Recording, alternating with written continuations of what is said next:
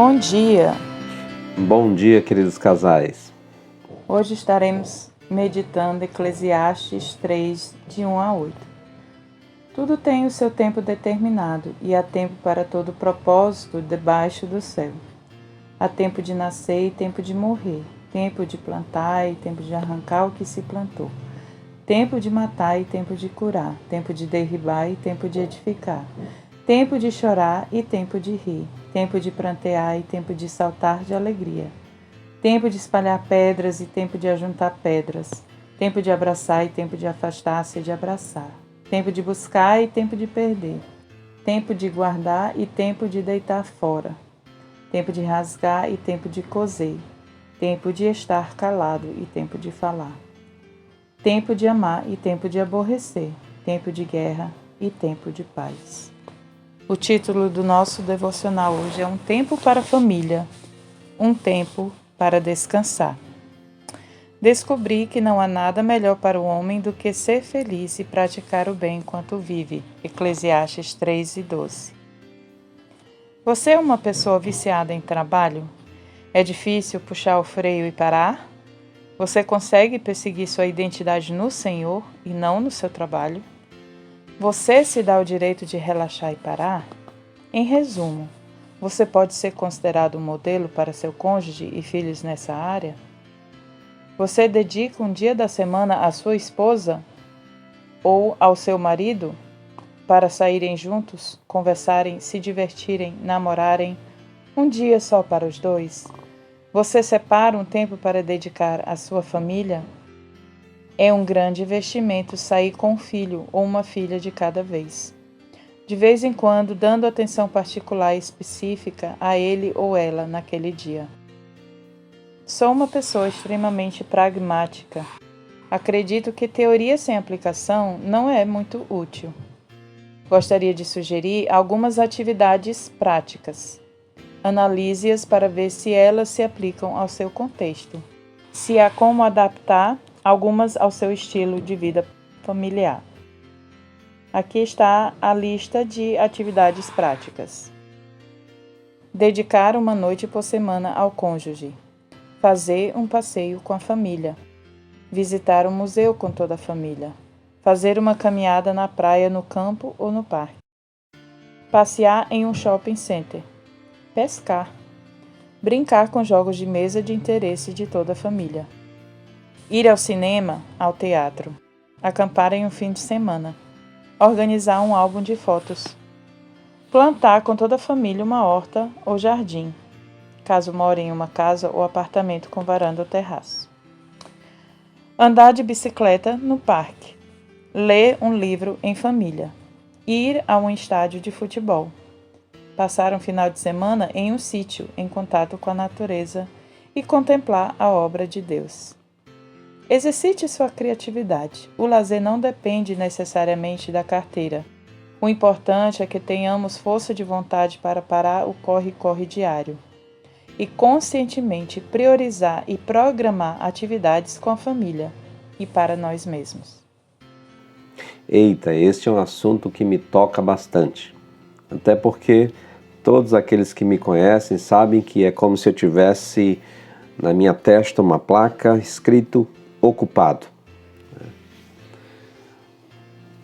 E nós, como líderes do lar, precisamos cuidar bastante deste assunto. Homens e mulheres devem se preocupar com essa questão, porque a vida moderna tem nos ocupado bastante.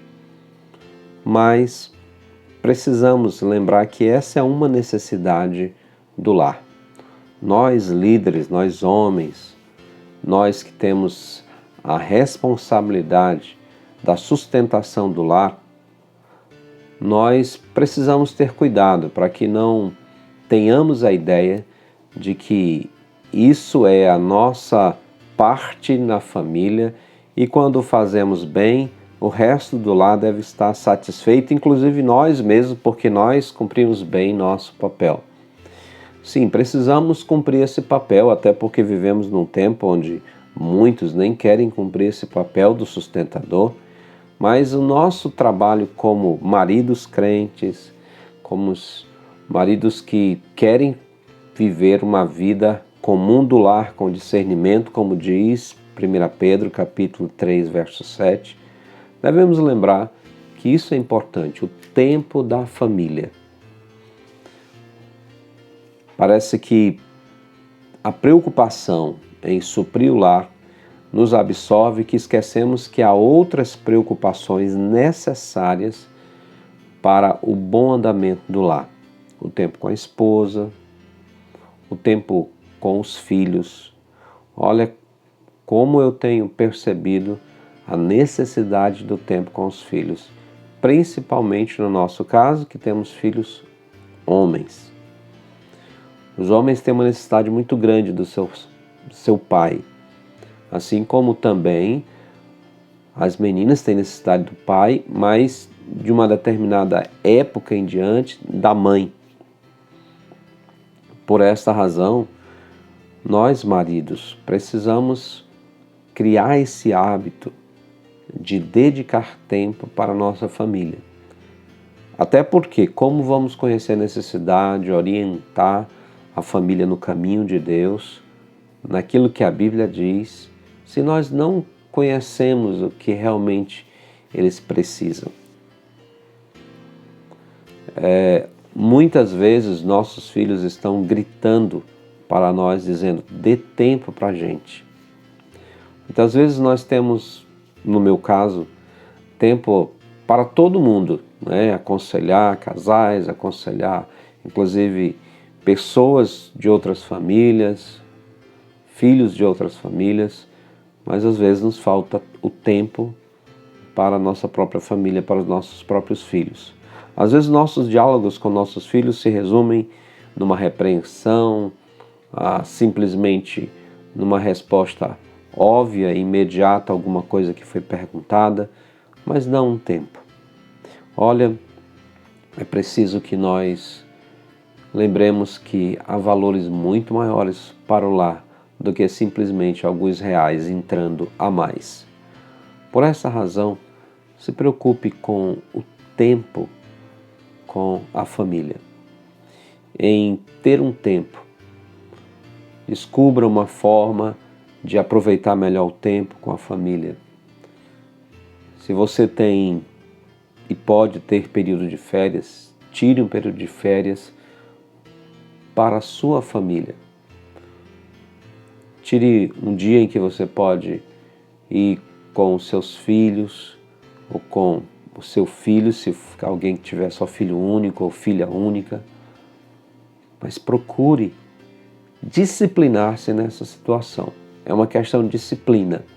Muitas vezes nós estamos tão absorvidos pelo trabalho, por essa necessidade, que nós precisamos criar como uma disciplina. Não, tal dia, todo dia do mês eu vou tirar esse momento para ter um tempo a sós, para ter um tempo de comunhão com a minha esposa, para ter um tempo a sós, um tempo de comunhão com o meu filho, com a minha filha, com os meus filhos. Isso vai fazer muita diferença para a vida deles. Lembranças que vão ficar muito firmes no coração e que também ajudarão a eles na formação no seu novo lar. Pense sobre isso. Muitos lares têm tudo materialmente falando, mas não têm o principal, a comunhão. E a comunhão significa tempo. Pense nisso. Nos capítulos 1, 2 e 3 do livro de Gênesis, Deus demonstrou que administra seu tempo com sabedoria e eficiência. Nós também podemos fazer o mesmo. Precisamos separar tempo para o lazer, para criar, comunicar, descansar e nos relacionar. Lazer também foi uma prioridade para Deus. Que o Senhor nos abençoe e nos guarde no seu bondoso amor.